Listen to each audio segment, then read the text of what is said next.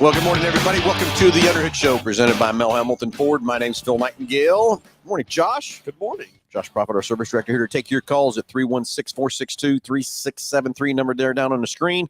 Love to hear from you this morning. Anything ailing your car, tires, brakes, batteries, anything you don't understand about your car. You want to talk about new products. You want to talk about anything in the car business. We'd love to hear from you. You want to talk about racing. You want to talk about whatever. But we'd love to hear from you. You get a great price package about over $130 for each and every caller.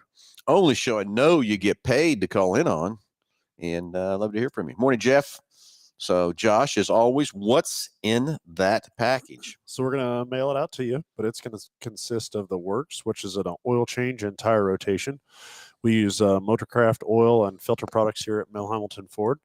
While we're performing that, we're also going to complete a multi-point inspection on your vehicle, checking over the brakes, tires, steering, suspension, all the safety-related components on that vehicle, making sure that it's ready to go for that next 5,000 miles of driving. You'll also receive yourself $10 to Mel's Diner, so you can get yourself something to eat and drink while you're here with us at the Big Corner. Complete nitrogen for your tires, so you get all the great benefits that nitrogen has to offer. You'll also receive a BG products package, which consists of a can of MOA or motor oil additive for your engine oil, and then CF5 for your fuel system. Again, just getting that vehicle geared up and ready to go for that next 5,000 miles of driving. All right, 316-462-3673. That's the number that comes right into the front desk. Tell the girls you want to get patched in the podcast, and we will get you on. And Tim says, good morning, Ricky, and morning, Cal. Got one. I know where the Ricky's come. Ricky's not real, Tim. Ricky is not real. It's Ricky Bobby. He's not real. He's a wannabe. Cal's the other driver. Is that what it is? Yeah. See? Oh, here we go. Okay. I had no. Yeah. No. I told everyone I'm going to finally one day I'm going to say I don't watch that movie, but Cal. Okay, see, there's proof. I had no idea what that meant. Yeah, clueless. Yeah, so, hey, anyway, race open house February the 17th. Yes, we had a little glitch in our texting deal to send out a text, and it went out as a February the 11th. So sorry about that. It is February the 17th, 9 to 4. Got all kinds of exciting stuff going to be happening there on Saturday the 14th. 17th. Saturday the 17th. God, I can't spit it out right either from that part. So don't want to miss it. Going to be all kinds of prizes, giveaway stuff. We're going to have lots of different vendors this year than what we've had in the past. And let me see if I can get that list pulled up again of some of the vendors that we're going to have. Oh, in that deal. And then that Sunday is the Daytona 500, isn't it? That is correct. We always do that Saturday before the Daytona 500. And sorry, I'm texting these guys to get me a list of the vendors. Get a list together. I know. I think Nick had sent you one last week, if I remember right. I don't know. Him and I text quite a bit, kind of like you and I do, and trying to find that text. But of course, I wonder if it's an email. I guess I could check that real quick too. But I think we've added a couple since last week. I was going to say, I bet there's been some additions to it anyway. So from that part. So let's see if I can get something pulled up here real quick. But yes, that's going to start at 9, 10. 9 to 4. Yeah, 9 to 4. 9 to 4, and we will. So we got the little race cars coming in the track, right? That's going to be here. So that'll be. Yes, Roaring Entertainment will be here for the kids to be able to run around the racetrack with that. That's always fun. You see, you say it's for the kids, but I've seen some pretty big kids playing on that thing before. So, Is his name Josh? Well, maybe.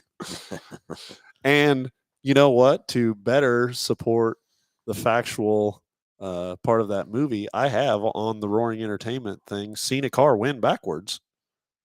Well, I'm sure on that deal. So to say that it that's can't because that cars go backwards just as fast as they go forward. to say that it can't be done is an understatement. In the real world, they don't win the race going backwards. Okay, you got to admit that is true.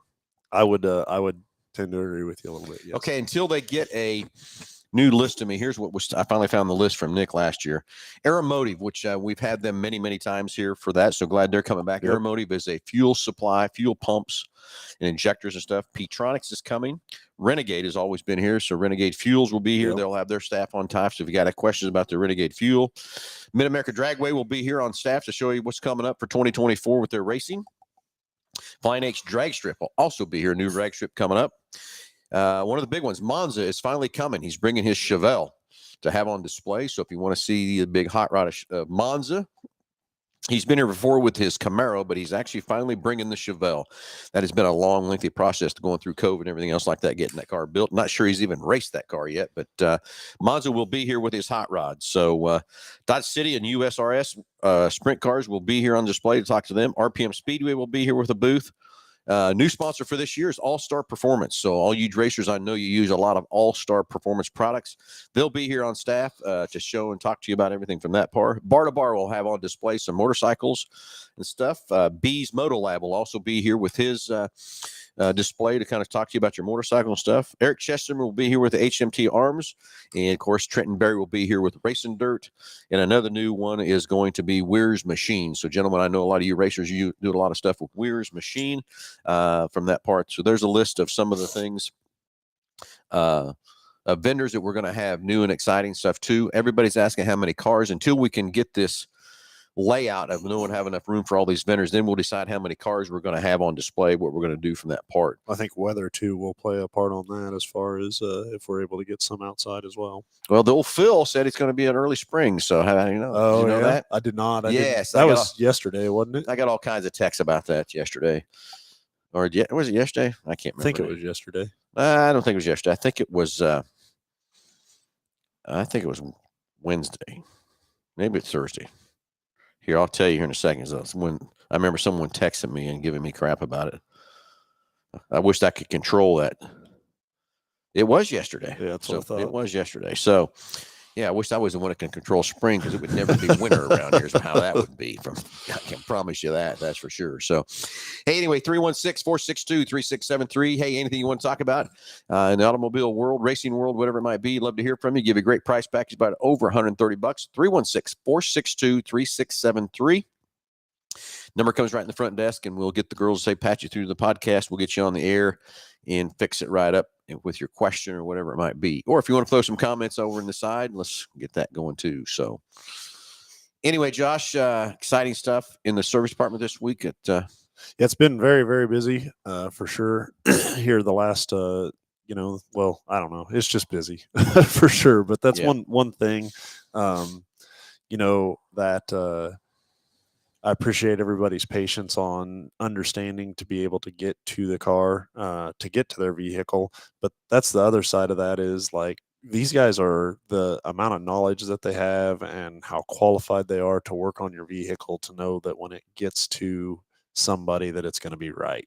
And, I can't express that enough on the level of complication sometimes on some of these things. And for a consumer, it may even seem so simple, and from a consumer standpoint of, well, it's broke, just fix it, or it's broke, just put a part on it, or, but when you get into the modern technology now, the amount of networking and, I guess the data that's provided to these technicians sometimes from the manufacturers. I was involved with a gentleman this week about his phone and syncing his phone to the vehicle and how it was reacting. But and I was just going through and kind of explaining to him, you take how many, so you have the vehicle and the modules and the setups in the vehicles, but then think of how many different models of phones that has to be compatible with. And then you take your phone, and in a lot of cases, they'll do an update once a week. Don't match your car. Yeah, once a week, easily. But then how about the updates on the vehicle to accept that phone? But then you go through and you think, okay, well, now you have the manufacturer of the phone, and when they're pushing out an update, they're pushing out an update to make the phone work better. They don't care about what that's going to sync to your car, what it supports, and how well it works, other things and stuff like that. And so it's it can definitely be a struggle sometimes. And on the technician side of things, I get it for these guys that it may be something that they have zero control over or ability to take care of, and to your credit, it's amazing how many times an update will fix something. You Whoa, know, whoa, whoa, whoa, whoa, whoa, it- whoa, it- whoa! That kind of hurt coming it out, is. didn't It is. It did. It did. I know, Josh. Yeah. Yeah, You know, it and did for sure. It's no kidding. I mean, it's and you think you're updating a module that doesn't have anything to do with what their system is, but the way these modules talk to each other changes everything drastically. And I know from a consumer standpoint, because I see it a lot of times where you say, well, hey, we did an update on that. Well, they're instantly thinking, well, that's not going to fix something because there's something wrong with it. There Yeah. needs to be a part replaced, or there's something. And, you know, in a lot of cases, it does. It Yeah. takes care of this situation or issue for sure. And so I cannot imagine being in the aftermarket world and not having the support of the manufacturer or the tools and equipment and stuff like that. I don't know how you would fix a Today, vehicle. a technician in the aftermarket world, Josh, that's back in the 80s when I started wrenching, and I left a dealer and went to an independent because the independent was going to pay me more. I worked for him for a year and realized, whoa, this is not good. If I'm going to build my career and where I need to go, because I went to one training class for the for a vendor, but all that training class the aftermarket world is, for example, a vendor will come and say, here, we're going to train you up and everything else, but all they're trying to do is push a product to you. They're not really training you. If the training they're giving you is so old that you're already ahead of that game. So I knew right then and there I need to get back into the dealership side. I got out of it for a year and realized this is not good. But now think about today, about how far behind the independent world would be on training and updates, let alone just the tools, the data, the information, what you have to spend to do that. And then, like you said, now we're updating these cars to fix these cars. Think about what that's going to do, because there's no way you can have an independent shop can have software updates for all those makes and models. Can't happen. I mean, it could. I guess you spend a lot of money, but it's never going to be cost effective from that part. So for the facility that's trying to repair the cars, you know, and from the manufacturer's side of things, I mean, there's a lot of manufacturers have adopted the over-the-air update for the vehicle, which is extremely helpful. But then that in its own way can cause differences to the customer, and we can talk about more about that here. Well, and I think the caller coming through. Yeah, we'll go to the phones here. Got a caller on the line. We got Jason. Jason, you're on live with Under the Hood. Good morning. Hey, morning, guys. How are you? Good. Hey, I know you guys been busy. My truck's been down there for a week, and nothing against you guys. It is what it is. But maybe you can get some insight on what's going on with it. So it has a misfire, and the engine light came on. I immediately brought it to you guys. Any insight on what might be causing that? Well, yeah, that misfire, that's a tough code sometimes to figure out exactly what's going on. You know, years ago, we could feel an engine misfire as it's running down the road, before we had all these computers and everything on it. But now today, these computers can detect deterioration. So you may not even feel that engine misfiring at all from that part, or the engine's not running as smooth as you think it would be, but the system knows that there's something happening here. And what is the deterioration happening? Is it simple, just a spark plug? Could be. Could it be a coil? Could be. But there's all kinds of things that roll into a misfire from it. You know, years ago we had intakes that leaked. We still have intakes that leak. You have ignition issues that we still have today. Well, and depending upon vehicle makes, I mean, there's some that have 2 injectors per cylinder now. You got a high pressure injector and then a low volume injector as well. Yeah. So the other thing I will go into is it's just simple as when I say deterioration, just like if a intake valve or an exhaust valve just starts to leak a little bit or whatever, it's going to pick that up and throw that in there. So you can't just go to a O'Reilly's or something like that and pull a code and say it's got a PO1 cylinder one's misfire and start throwing parts at it. You need to be able to diagnose that engine misfire to know, is it a plug, is it a wire, is it compression, is it a valve, is it whatever, is it leaking, or is it one of the injectors not throwing enough fuel at it, or whatever it might be. So sometimes those are intermittent too. It can be very tricky and touchy to get it diagnosed correctly. Well, I trust you guys, because that's why I immediately wrote to you guys, because I trust you guys more than do anybody else. And I live in Augusta, so I'll projects to 30 minutes or have to look at it, because yeah.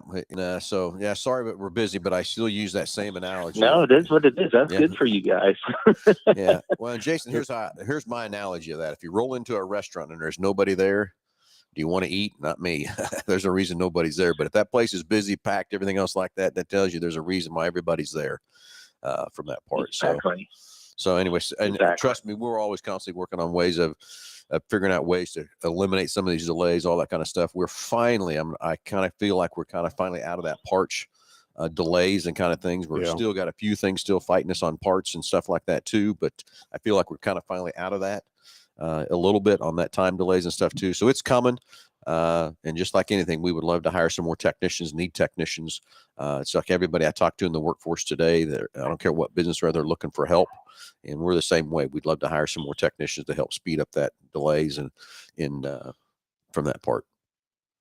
Gotcha. Well, guys, I appreciate it. You gave me a little bit of insight of what might be wrong with it. But like I said, I know I took it to the right place. So I appreciate it. No, appreciate the phone call. We appreciate your confidence you have in us, and we'll get it dialed in one way or another, Justin. I promise. Get it fixed up. So I know you will. But I appreciate it.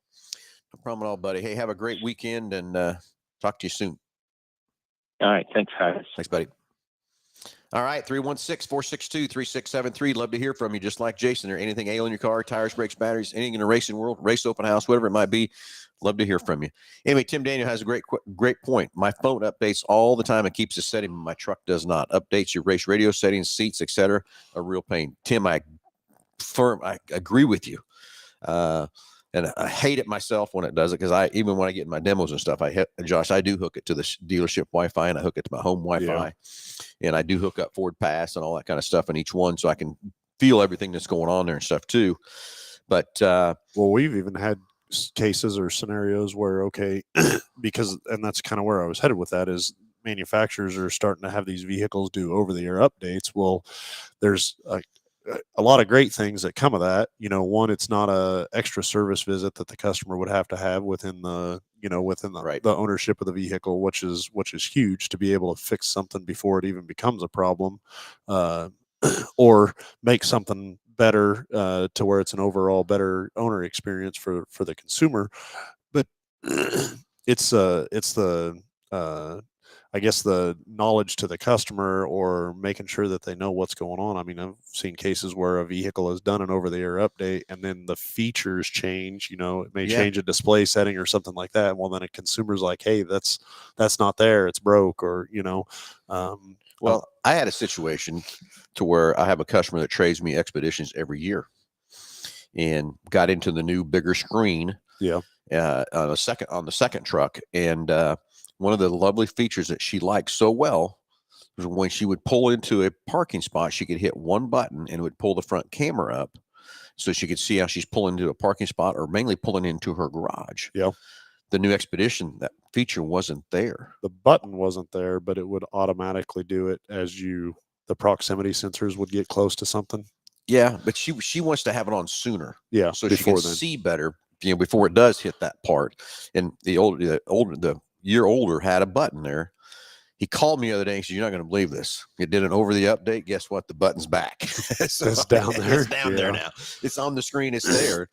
So, and some of these things, when they do these updates, and where all these manufacturers are headed, I think, I could be wrong or whatever, we've added so many features and benefits to make these vehicles work right. But what we've done, instead of making one computer control it all, we keep adding computers and adding computers and adding computers, and they got to be talking to one another. So when they put that over the air update, guess what it does? It goes back and kind of does a master reset on some of those and sets them back to a situation there from that part. But I also think some of that is just the way those computers have to talk to each other and to reset it back. So Tim, I agree with that. I hate it's a pain in you know what, and I hate that too. But I don't know, every time I see an update, Josh, makes my truck price better from that part. Okay, let's go on to the next question. With EV news so predominant, what's your dealership stance on regarding it? Well, William, here's what I'm going to tell you. And someone's probably going to pop a little screen on here and talk about drinking the Kool-Aid here in a minute, probably too. My opinion on the EVs is we're getting it shoved down our throats too fast, too much, and we're not letting the public adapt to the situation. My other opinion is, and opinions are like, you know what, we got them. Our government has putting these CAFE ratings way too high for these manufacturers to hit. And I understand fuel economy, but we've made these vehicles so much better today. What's coming out the tailpipe is not near as harmful and everything else from that part. So why we got to keep increasing the fuel economy, I don't know, because we're worried about emissions coming out the back of the tailpipe, and as clean as they run today. I mean, I remember when in 11, this is 2011, they came up with a new Super Duty, and we had a trainer come in, and he put that Super Duty on the showroom floor and did a 4-hour training, and we had that truck sitting there idling for 4 hours, and you could never smell that truck. That's in 11. Think how cleaner they are now in 24. So that's my opinion is, so why the EVs have been pushed so hard is the government's, again, pushing for those. And I think that they pushed it way too fast, way too quickly from that part. Are we going to be an EV dealer? Yes, because we want to be a full-fledged, full-round, take care of every customer we possibly can. The EV market right now, to me, is a very niche market from that part. Who can use it, who will be beneficial, who will, it's great for them for that part. I've got a sales manager. Him and his wife both are driving EVs. They've made it work. They've got the charger in their house, all that kind of stuff. He loves it. So that's a niche market, in my opinion. Now, the benefit to us as a dealer, in my opinion, is every Lightning that we sell lets Ford make another 10 F-150s for this CAFE rating they have to hit. So in that part of it, it gives me more of a option to sell you more F-150s, which is what we sell the most of from that part. So we've done all the requirements what Ford has required us to do to put an EV, to be an EV dealer. The only thing we haven't done is put a customer-facing charger in front of our store. And I am so hard against that because I don't believe that you as a consumer, if you buy an EV, that you want to come to the dealership and charge your car. You want to charge your car at your house from that part. That customer-facing charger for a customer that's driving through. And right now, I want to take care of my customers with what we have here today from that part. So we just I just firmly believe we've been shoved this EV down our throats too fast, too quick. I wish we'd worked on more hybrids and stuff, which they are doing for 24. There's going to be more hybrids made more than ever with Ford from that part. I love the hybrid, especially in an F-150. I switch back and forth, Josh, and I lose 45 miles a gallon when I'm not in a hybrid for my commute and what I do and everything else from that part. So anyway, there's my stance. I hope I answered your question well enough, William. We're going to continue to be an EV dealer, but I'm going to put on my hard stance to do what I think's best for us and what's best for our dealership and best for our consumers. I'm not going to lean so hard at what Ford says. That's why that customer-facing charger is not setting out. It's only a $90,000 charger I got to spend to put out front of the dealership. So I hope you all understand why I haven't spent $90,000 to go put a charger in front of this store from that part. So if you got any more questions, comments, throw them in the chat line. Love to hear from you more, what your stance is on the EV cars and what's happening there too.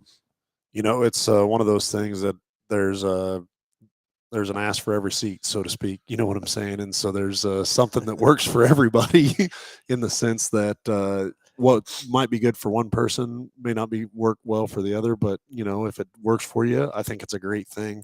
What blows me away about the EV side of things, or even a hybrid version of it, is when I get in one of those cars, it's such a psychic thing that, like, I drive it different. Completely different. You try to get like I try to get better fuel economy out of it, but then I get in a regular F-150 and it's like, okay, well, let's, you know, I don't know. It's just amazing how much different you drive one of those vehicles. And the other thing that's out there too is it's the range anxiety that everybody gets excited about, and I get that too. It's like I was talking to my Ford rep this week, and they were talking about how they're putting some extra incentives on the Transit E-Van to put them into service. And I said, you know what? I did 2 of those already for my parts department, and we put 6,000 miles on them and didn't have an issue. But the problem we have with the E-Transit, in my opinion, Ford advertises a range of 110 miles. Now, who in the world is going to run a work transit that's got a range of 110? Well, that's not correct. Now, if you get on that E-Transit and you drive it on the highway, I believe it is a 110-mile range. But when you're in town with that E-Transit, when you're braking, it's recharging it and doing all that kind of stuff. We never had an issue running those vans all day long in town because the regeneration would do that. And that's why I told her, I said, you calculated this mileage so wrong. People are so negative against the van and from that part. So, again, it's another thing shoving it down our throats too quickly, too fast from that part. But Do I think EVs have a future? Yeah, when we can charge them faster and we can have some more range than what we have, I think that's another idea. But I think that technology is still, I don't know, what is it, 5 years away, 10 years away? I don't know.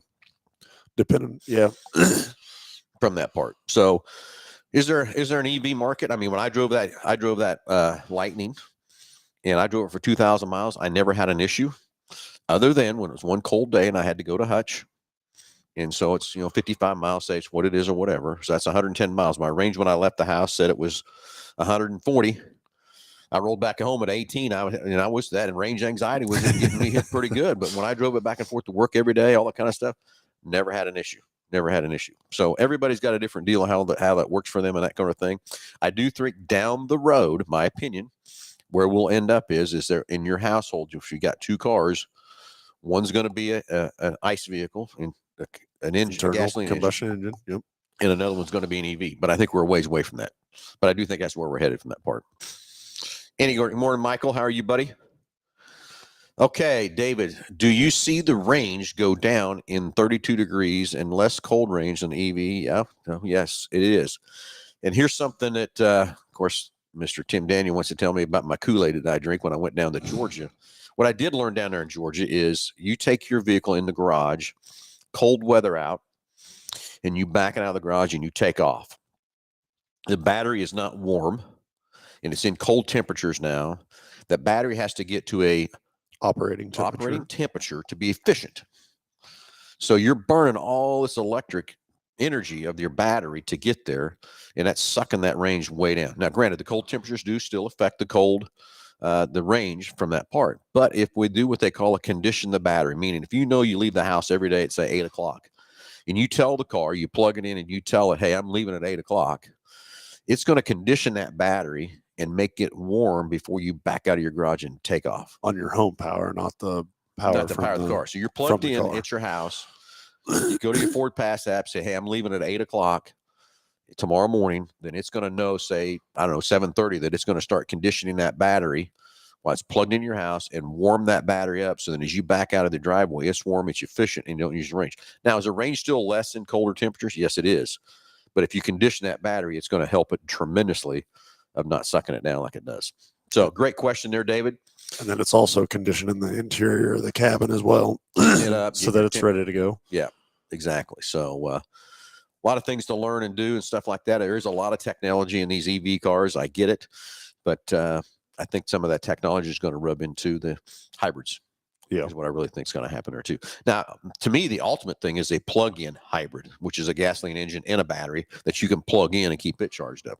Now, the F-150s that we have now are just strictly a hybrid from that part. So, anyway, 316-462-3673. Hey, love to hear from you. Anything ailing your car? You want to talk some more about EVs, whatever? Love to hear from you on your opinions, whatever. If you want to throw it in the chat line, we can talk about that too. So what are you seeing on while we're on kind of EVs?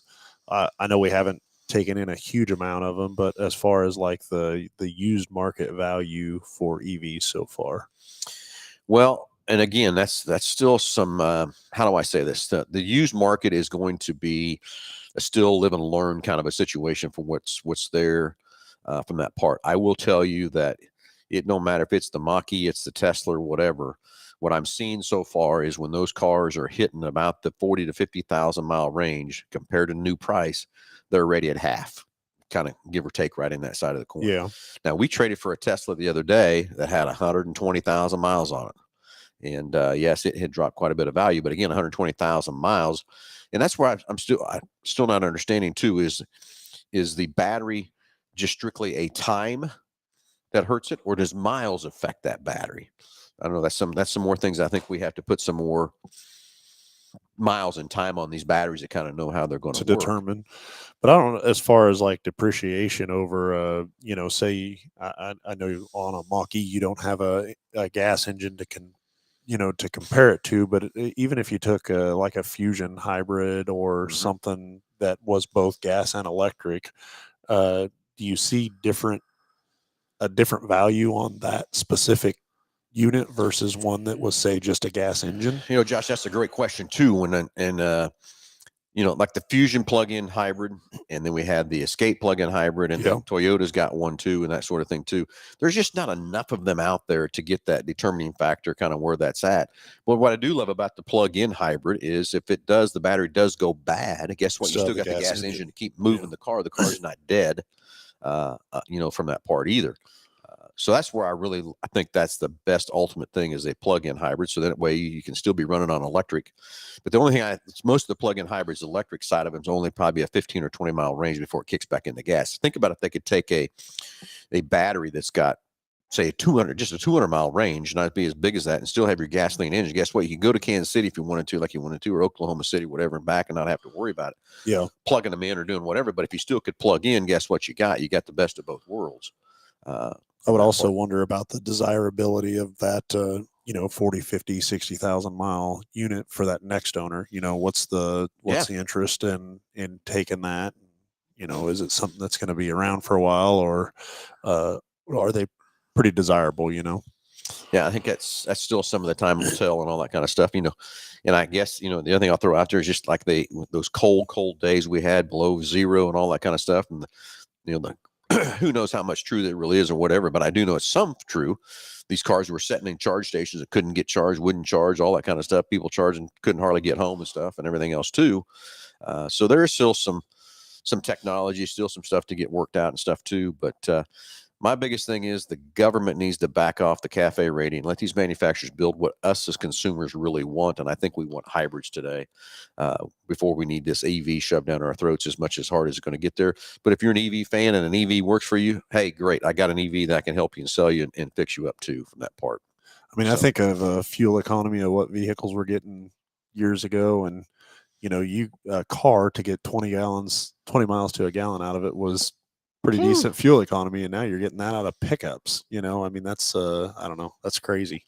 It is. Hey, we got another caller on the line. We'll get them patched through here in just a second, and get Marissa patched through the line here in just a few seconds. And let's see if Nick sent me another email here too about a race open house, right? Yeah.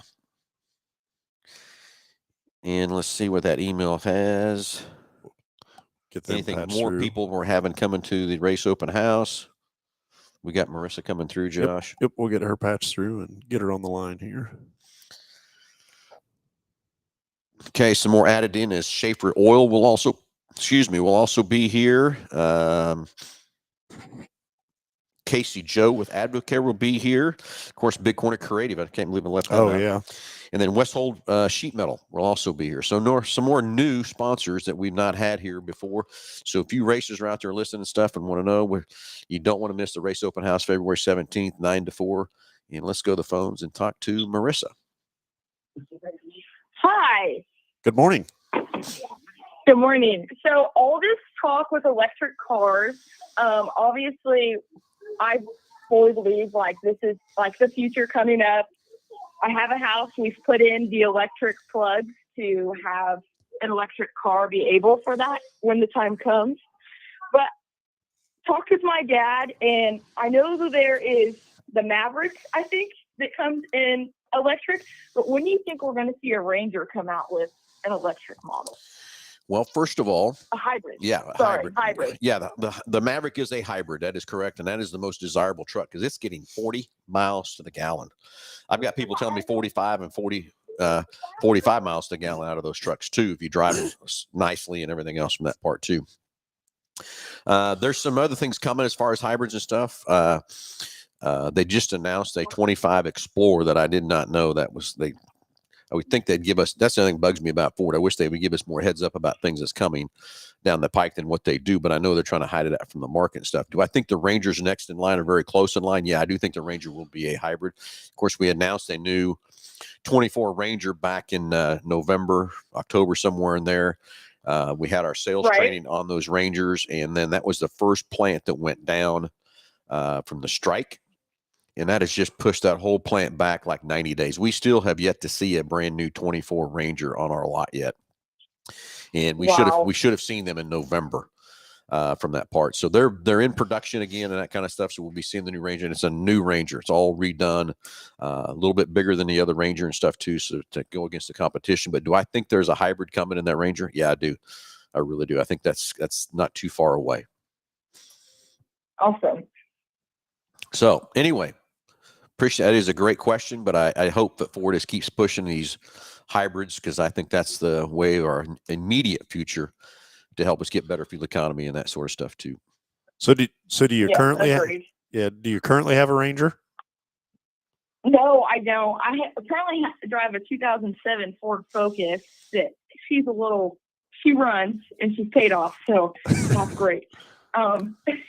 But I think in the near future I probably will get something, and so we put in stuff to be able to have the compatibility for a hybrid or electric, but we'll see if there's one out on the market that will be good enough.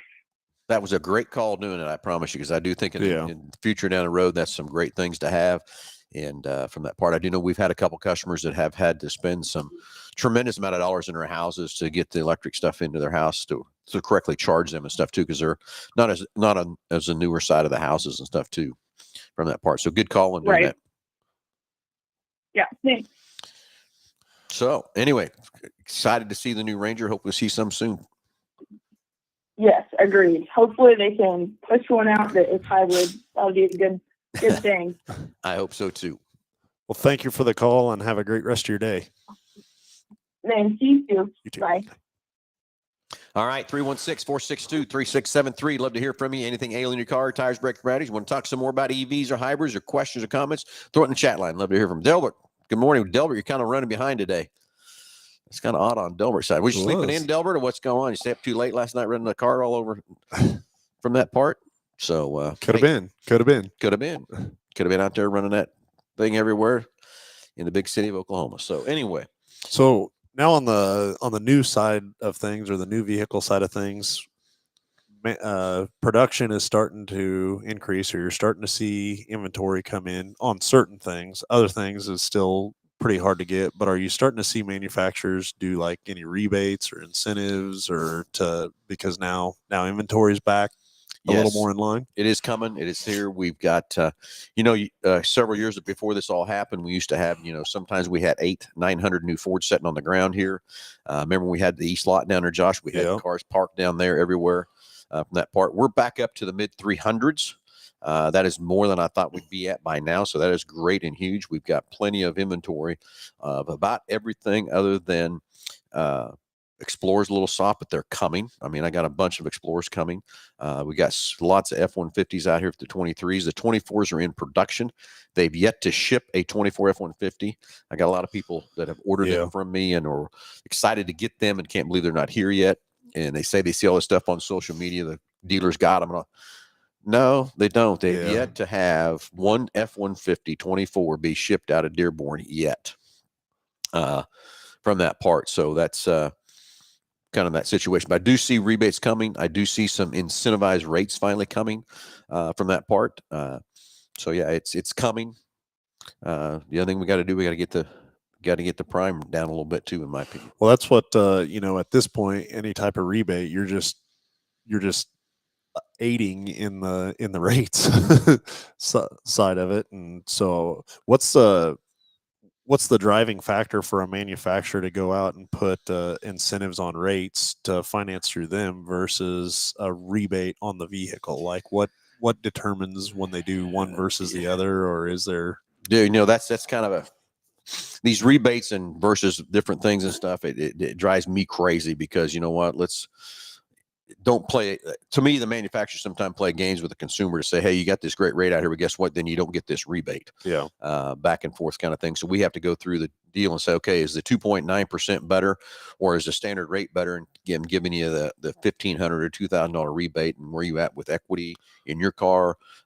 What's the term going to be like? And all that things kind of play into factor, because anymore it takes a little bit to figure your car deal correctly to make sure you're getting the best rate, the best payment, and everything else that fits your needs. And it's not just something easy anymore like it used to be, is pencil a deal and say this is where you're at and da-da-da. We have to really look at all these incentivized. I mean, there's rebates, there's rates. There's also now Ford is kicking out what they call ICI offers, which is a private offer to you. If you've been loyal to them or whatever, they'll kick an offer to you, throwing those into play. And then what drives me crazy, they give you an offer, say $750, but it doesn't go with the cheapest rate. Okay, come on.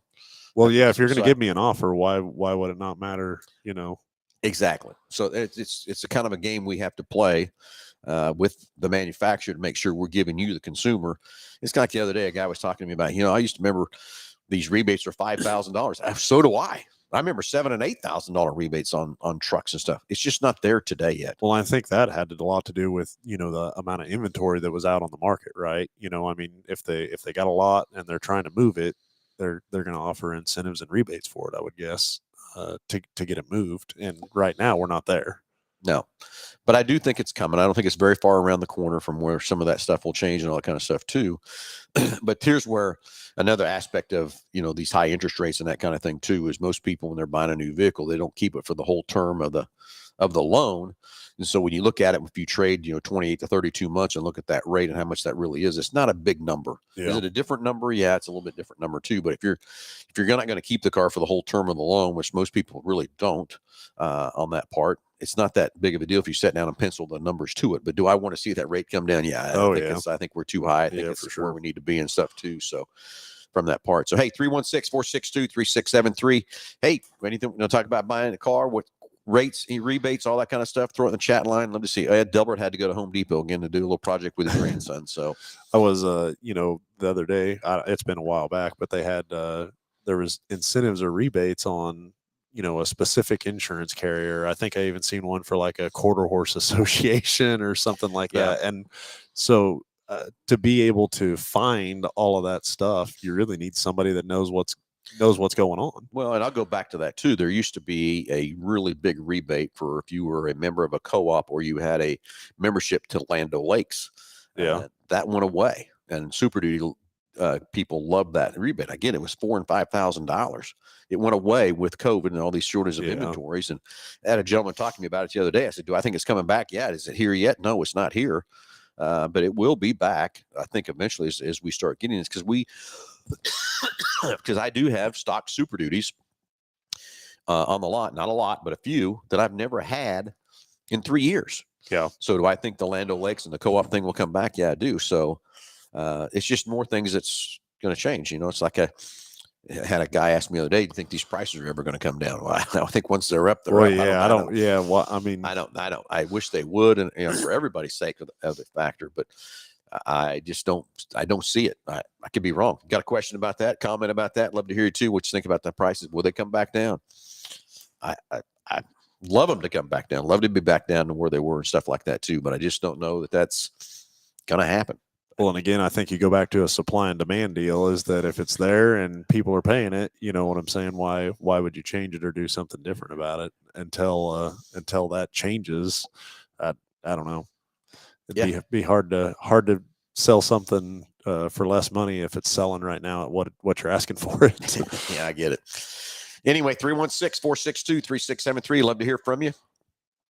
And anything you want to talk about the EVs, you want to talk about rebates, incentives, whatever, love to hear from you on that part too. If you want to throw it in the chat line, we'll chat it up too on that side of the coin too. So 316-462-3673, right to the front desk. We'll get you on the podcast and get your question or comment, whatever it might be, answered for you from that part. So, and again, the race open house is not next weekend. Now I'm going to give you the wrong date. The 17th. You're trying to get that wrong too, because we did send out a text to our group chat that was wrong. Sorry about that. Yeah, so it's the 17th. Starts off at 9:00 in the morning. Yeah, I'm trying to pull the list back up here again. Okay, so for you, everybody that's listening out there and stuff too, the race open house, February 17th, 9 to 4, and got a lot of new vendors coming that weekend we've never had before. All-Star Performance for you racers out there. All-Star will be here, and we sell a lot of All-Star products and stuff. I have a lot of them on my race car too. Those guys will be here to answer any of your questions. Weir's Machine, another new vendor we have not had here before. They'll be on display with all their stuff that they do, and have a gentleman with them that can answer any of your questions. And I know a lot of people use Weir's on their race cars and that kind of stuff too. Schaefer's Oil will be here. Aeromotive will be here. Patronics will be here. Renegade. Mad Drag Strip will be here. So you want to talk about their schedules, what's going on at Mad for 2024. I know they got some exciting stuff coming there. Flying Ace Drag Strip, another new drag strip coming. Monza will be here with his Chevelle finally. We were supposed to have that car here 2 years ago, I think. So it'll be fun to have him here from that part to see that Chevelle, and hopefully he'll have that hood up on him. Maybe he'll have to go out front of the store and do a burnout. Maybe see if he can do a better burnout than I can do it in the blue and yellow Mustang. I think he can. Nah, I don't know. Nah. Okay. I'll challenge him. How about that?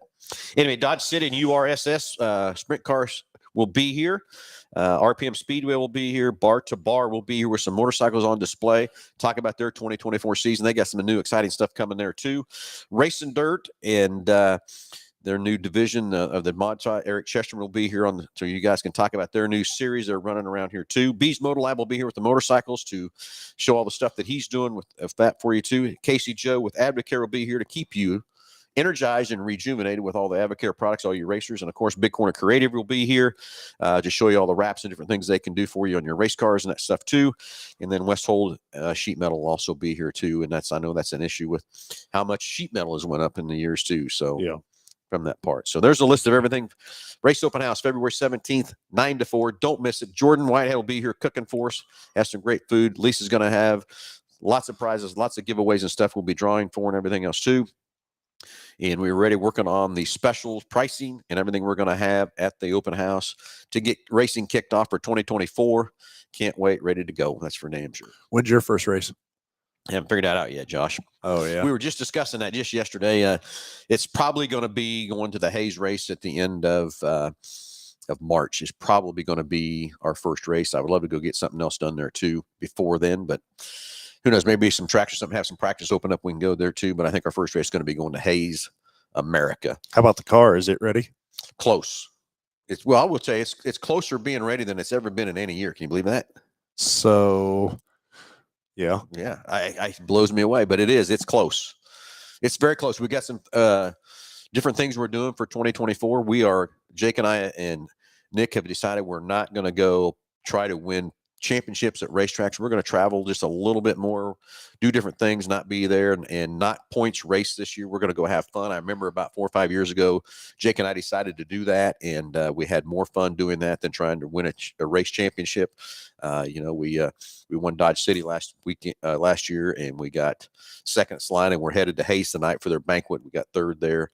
But, Jake won the state, and he won the region, the 5-state region out of IMCA last year. So we want to go have some fun. Yeah. See what we can go do with it instead of trying to, because you go to the racetrack and you're constantly counting points, you're counting positions on racetracks to see where you're at in points and stuff. And just, we're going to go have some fun.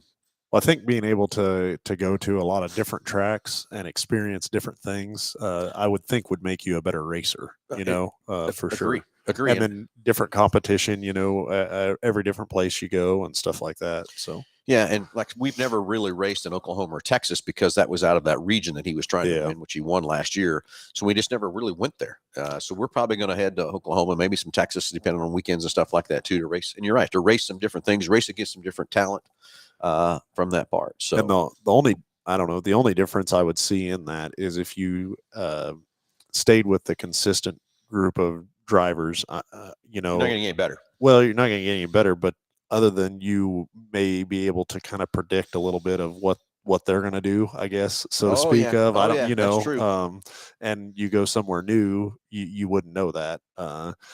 So that part of it, I could see going kind of either way. But as far as being on different tracks, different surfaces, I think that definitely would help hone in your driving skills for sure. 300%. So anyway, we will be heading different places. We will post different things on Team 3J. We've got a YouTube channel where all his races are at, and we'll have it on our Facebook and Instagram where we'll be racing and stuff too. Normally by now I've got our schedule already out on our Google Calendar, but I have not even put anything together yet because we're still trying to figure out exactly what we want to go do. So anyway, Jeff Daniels got some great comment on prices. I think the customer service expectations and experience have to go up as well. I think that where you're at MH4 are winning. Experience the difference, yes. And Jeff, I agree with you 1,000% of customer expectations, customer service, all that kind of stuff too, and how you're taking care of what you do, how you help people, and just not trying to make a buck trying to make some friends, trying to make things happy, but most importantly, make sure you're taking that consumer and giving them what they need. That's for sure. I tell you, from the consumer side of things, what is frustrating to me is, and it just seems like more and more, if I want to go buy something, and I don't care what it is, just being able to go somewhere and they have it right there. There's so much more and more stuff is Amazon online next day, and I want to see it, touch it, feel it, like walk it. When I decide I want to buy it, I want to know what my options are, have them all right there, and walk away with it. And I've always been that way, and the more consumers go out to Amazon and order something online and get it shipped to the door, the less you get that ability to do that. I'm with you. I hate to see the brick and mortar stores go away. But you're right, Jeff, on the customer expectations and service and everything else like that part too. I still remember I needed a simple part at my house on one Sunday. I went to a store to find it. I couldn't find anybody to help me. I walked all over everywhere trying to find it. Couldn't figure out where it was at. I just left. Went home. Guess what I did? I got on Amazon. The thing was sitting on my doorstep the next day. Yeah. Was it inconvenience? I wanted it Sunday. Yeah, that little part was inconvenient. But you know what? I got exactly what I wanted from that part. I hate that for our local brick and mortar stores and everything else too. But you are right, Jeff. We've got to step up our customer expectations, customer service. And I will say, as us consumers, our expectations have jumped big time. Yeah. That's for sure. So anyway, morning, Adam. And Doug, you definitely learn definitely learn how to tune your suspension going in different tracks. Yeah, Doug, you're exactly correct. And that's what we're really trying to do. I'll tell you, there's a lot of experimenting we're going to do with Team 3J this next year. We've done some different things with shocks and different things we're going to try and play with a little bit to kind of see what it does, what it helps the car, not the car, all that kind of stuff too from that part. So anyway, Greg, the cars of today are far ahead of cars from even just 10 years ago. Technology and safety has a price. Yeah. You're exactly right. It does have a price. Well, and the safety is something that I think a lot of consumers are never even going to experience how safe something is. If you don't, you experience it. Yeah. If you don't get in an accident, you're never going to understand all the safety features and what a vehicle has to offer for sure, which is a great thing to not get into an accident, but to know that it's there. I would rather be in a 2024 model than a 2014 model any day, and it doesn't even matter what model you put me in here and what model I was in there. Just the amount of advancements in safety in them is crazy. Yeah. And just being safe and all that kind of stuff too. But, getting in a wreck and you say you pretty severe wreck or whatever, you're going to be so much safer in these cars today. With the airbags, the seat belts, everything that we have in these cars to protect us, the crump zones, all that kind of stuff too. Just so much safer, that's for sure. Anyway, we're running out of time, Josh. Yep. Race Open House, February 17th, 9 to 4. Don't want to miss it. All kinds of fun, exciting stuff. Bunch of new vendors coming this year. Don't want to miss that too. A lot of racetracks going to be here too on display to talk to you about their race schedules, all the stuff they have new for 2024. So that'll be fun and exciting there too. So don't want to miss it. Jordan Whitehead will be here cooking for us. A lot of new vendors are going to be here to help you with your racing news to get going. Again, All-Star Performance is new for this year. Weir's Machine is new. Schaefer's Oils have been here before. Aeromotive's been here. Pentronic's been here. Renegade. Mad Drag Strip, they'll be here for the 24 schedule. Flying Ace Drag Strip, also a new drag strip. Monza, you don't want to miss Monza. He'll have his Chevelle here on display. And I think I'm going to do a burnout contest with him out front, see if I can do a better burnout than he can in that Monza with his Chevelle versus I think you got to do the yellow car. That yellow car is too much fun. Kyler Fetters will be here from Dodge City and URSS to talk about their schedule stuff. RPM Speedway will be here. Bar to Bar will be here with Sitters and Motorcycles with B's Moto Lab 2. Racing Dirt, and also Eric Chesham will be here to talk about their new racing series they're putting on in this area for the modifieds. And Casey Joe Gimm will be here with their Advocare stuff to get you all, how do I say, keep you healthy, keep you energized, keep you well used. And I'm going to tell you, in this cup, and where's it at? There it is. There it is. Full of Advocare right now, full of spark and regenerates from that part. Drink it every day. Big Corner Creative, of course, that's our company. Yes, they'll be here to show you what they can do for race car wraps, all that kind of stuff. So that'll be fun too. And of course, Westhold Sheet Metal will also be here, another new vendor for 2024. Bubble car burnout. No, thank you, Jeff. No, thank you. I hate to tell you what kind of burnout that car will do. So, and let's put it this way, Jeff, for what it is, that is, it has had enough burnouts so far for a little bit. Hey, the other thing I'll tell you what I've been waiting for. I've been trying to find out numbers of how many 2020 GT500s were made. There's 5,933. Okay. Okay. How many of them were the? I got to dial it in because that's on my phone, but I got the Rapid Red. There was less than 600 Rapid Reds. Then you got to get into the painted stripe because some of them don't have stripes. Some got vinyl stripes, all that kind of stuff. And then you got to get into the carbon fiber package, which is very slim and none.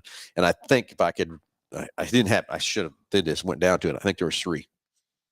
Rapid Red, painted stripe, carbon fiber package. Really? For 2020. So everybody now, no one, I mean, that's why I'm trying to keep that car the way it is, but it is what it is too. I still want to go put a different set of wheels on and go have some fun with it. So anyway, Adam, hey, Phil, may I ask what kind of hauler you guys got for your Team 3J? We're running an Intech trailer is what we're using. We're going to be in our second year with Intech from that part. And that's another discussion we can get into sometime, but we won't get into that today because we're out of time, basically, is what that is. Yeah, I'm in an Intech trailer, gooseneck that we pull with one of our 450s here at the dealership. We have a couple of Intech trailers too. Our event trailer is an Intech trailer. Yep. Yep. Exactly. So anyway, everybody, thanks for watching. Thanks for listening. And of course, BG Products for all your great preventative maintenance products we use right inside here at Hambelton Ford. Of course, we talked about Big Corner Creative going to be here for the open house and also Go To Rent. Hey, Stan has got a great fleet of vehicles. We just finally got some new vans in there to replace some of the vans he's had in there forever. We've not been able to get some transit vans. We're finally getting transit vans in, passenger vans for them. So he's got his fleet of vehicles stocked back up there and everything else for you. So if you're looking for something that you don't want to put the miles in your car, need a 12 or 15 passenger van, give Stan a call right inside here at Hambelton Ford at Go To Rent. Everybody have a great weekend. Stay safe. Stay good. We'll see you here at Race Open House. But again, we're going to talk to you next Saturday at 9 o'clock.